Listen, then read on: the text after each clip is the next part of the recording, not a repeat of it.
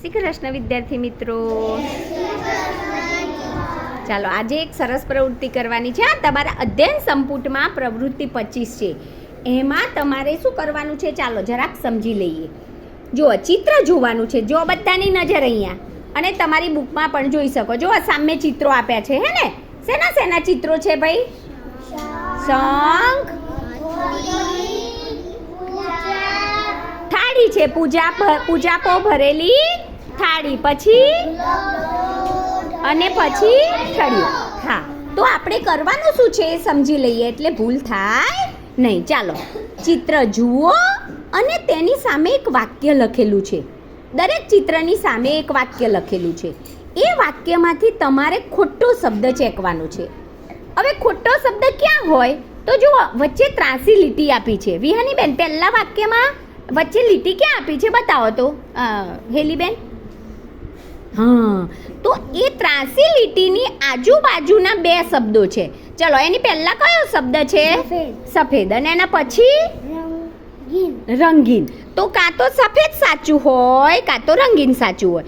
આપણે શું કરવાનું છે? ખોટો શબ્દ છે ને એને ચેકી નાખવાનો. એના ઉપર પેન્સિલ વડે આડી લીટી કરી દેવાની.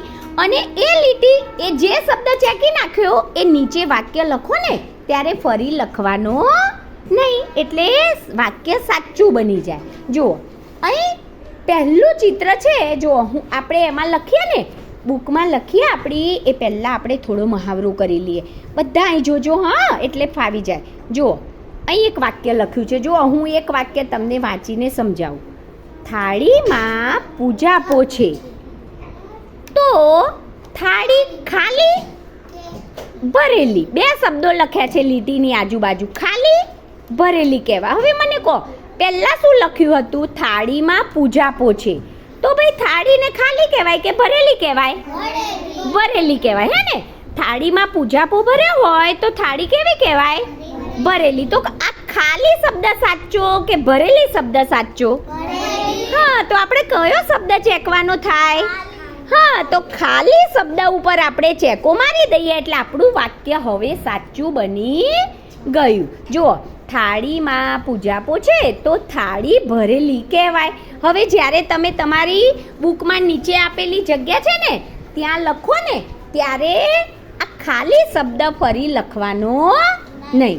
ચાલો બેટા, હવે આગળનું વાક્ય કોણ કરશે? આંગળી ઊંચી કરો. ચલો ચાલો, પાછળથી એક જણ આવી જાય. ચાલો બેટા, કાર્તિક આવી જા. ચાલો ભાઈ, હવે વાંચવાનું. હા બેટા, આ વાક્ય મને કહેવાનું કયો શબ્દ ખોટો છે. નીચે પહેલા પલોટી વાળીને બેસી જાઓ. ચલો બોલો બેટા.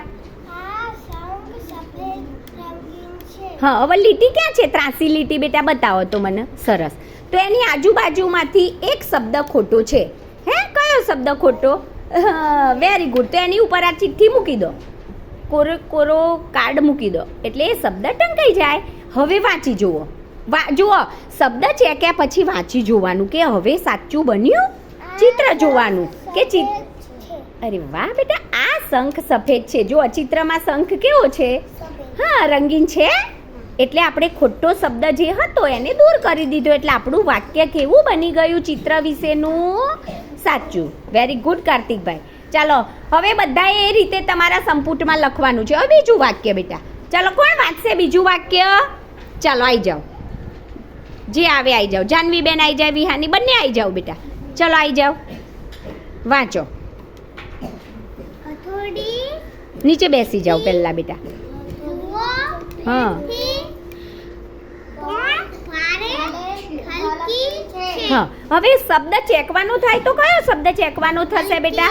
હા, લીટીની આજુબાજુમાંથી એક શબ્દ ખોટો હોય. અરે વાહ ભાઈ, હોશિયાર થઈ ગયા મારા છોકરાઓ. જો હવે વાંચી જુઓ તો. હથોડી ઊંચકી જુઓ, પેનથી પણ ભારે છે. આ હથોડી પેન કરતા કેવી છે?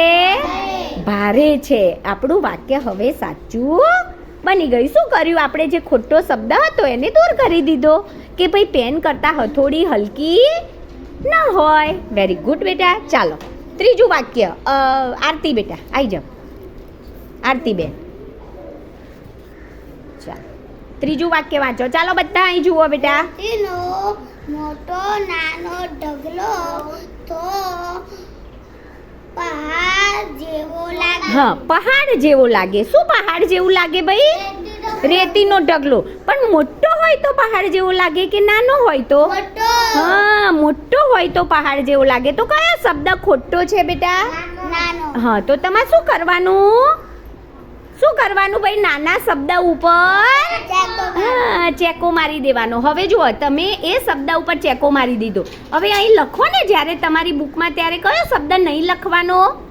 જે ચેકો મારી દીધો હોય એ શબ્દ ફરી લખવાનો નહીં તો ભૂલ ના પડે. ચાલો ફરી વાંચી જાઓ. રેતીનો મોટો ઢગલો પહાડ જેવો લાગે. હા હવે તમારું વાક્ય સાચું બન્યું. ચાલો બેટા આગળ આવી જાઓ. ચલો કોણ આવશે? અવની આવી? સારું આવી જાઓ બેટા. ચલો ચાલો લખો. ચલો લખો વાંચો તો બેટા.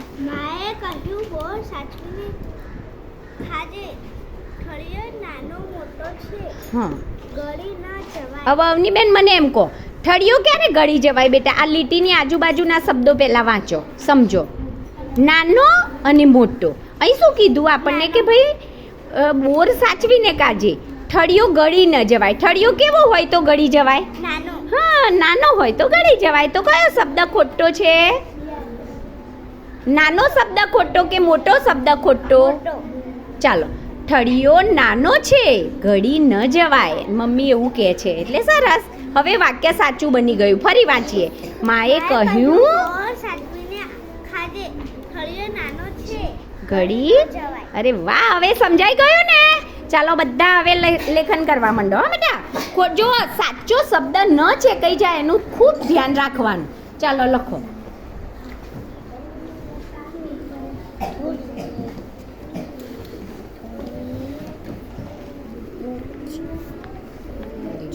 ખૂબ સરસ.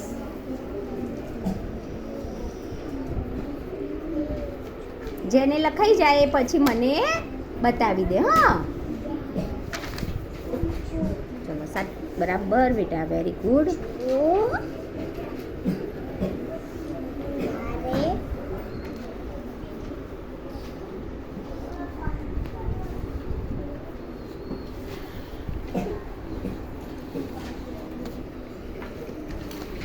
થાળી પૂજાપો છે તો થાળી ખાલી ભરેલી કહેવાય.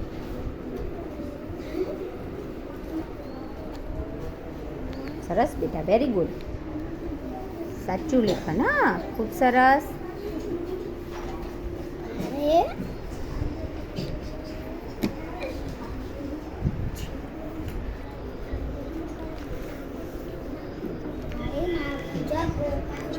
સરસ. ચાલો લખાઈ જાય એટલે મને બતાવવા આવવાનું છે.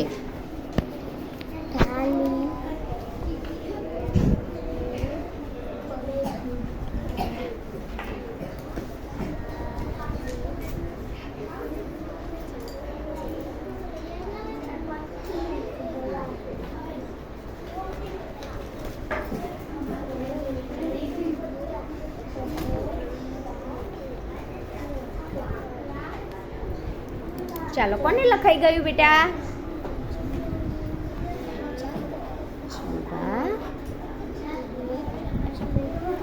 ચાલો અવની બેન લાવો તો બેટા.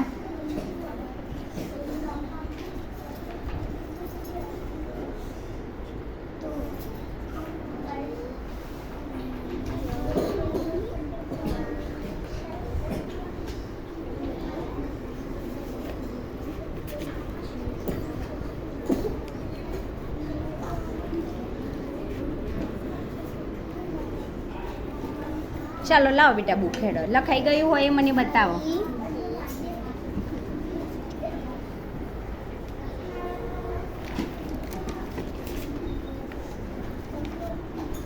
ચાલો લખાઈ ગયું બેટા. ખૂબ સરસ. ચલો આ શંખ સફેદ છે.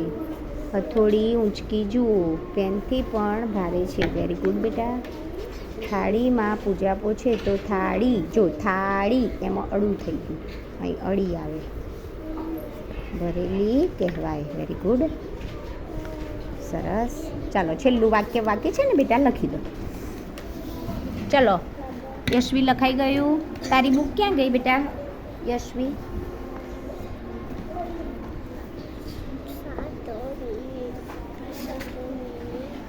યશવી છેલ્લું વાક્ય બાકી રહ્યું ને બેટા? સારું ચલો. આ શંખ સફેદ છે. Very good. ચાલો 4 સાચા બેટા. 5મું બાકી છે, લખી દો યશવી બેન. ચાલો કોને લખાઈ ગયું? હા ચાલો હું આવું જ છું તમારી જગ્યાએ. ચાલો બેટા.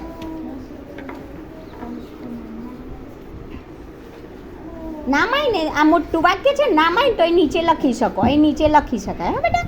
અહીં છેક નીચે લખો. અહીંયા નામાય ને વાક્ય છેલ્લું મોટું વાક્ય છે. અહીં લખો બેટા. ત્યાં નહીં, અહીં લખો. હા મોટું છે ને એટલે અહીં નીચે લખી શકાય. હા વેરી ગુડ. ચાલો આ શંખ સફેદ છે.